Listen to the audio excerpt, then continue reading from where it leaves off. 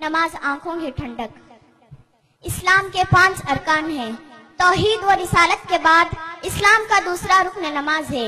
یہ ہر مسلمان مرد و عورت پر فرض ہے، جیسے کہ اللہ تعالیٰ کا ارشاد ہے، اعوذ باللہ من الشیطان الرجیم، بسم اللہ الرحمن الرحیم، اقیموا الصلاة ولا تکونوا من المشرکین۔ تم نماز کو قائم کرو اور مشرکین میں سے نہ ہو جاؤ۔ نماز روح کی تسکین اور اطمینان قلب کے باعث ہوتی ہے۔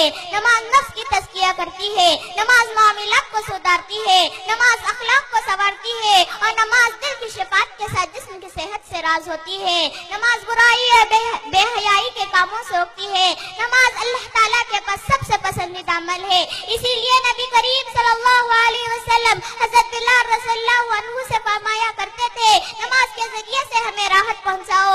اسی مفہوم میں نبی کریم صلی اللہ علیہ وسلم فرماتے ہیں، جعلت قرۃ عینی فی الصلاۃ، میری آنکھوں کی ٹھنڈک نماز میں رکھ دی گئی ہے۔ نماز ہی وہ چیز ہے جس سے ایمان والوں کو سکون ملتا ہے، جیسے کہ حضرت خبیب بن عدی سے ان کے موت کے وقت پوچھا گیا کہ آپ کی آخری خواہش کون سی ہے، تو انہوں نے جواب دیا، صرف مجھے 2 رکعت نماز پڑھنے کی مہلت دو۔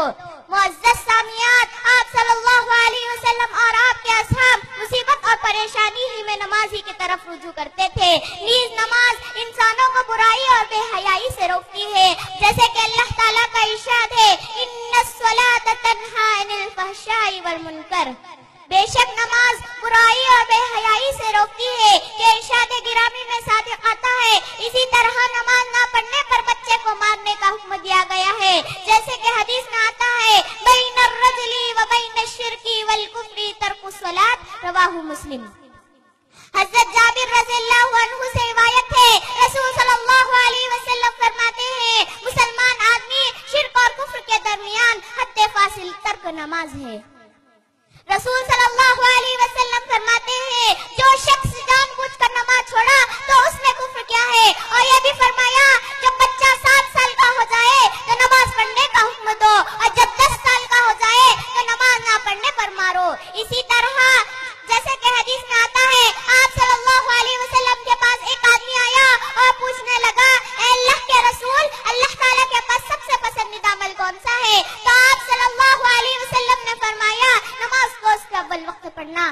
آخر میں اللہ تعالیٰ سے دعا ہے، اللہ تعالیٰ ہم تمام کو نماز کو اس کے اول وقت ادا کرنے کی توفیق دے۔ آمین ثم آمین۔ السلام علیکم ورحمۃ اللہ وبرکاتہ۔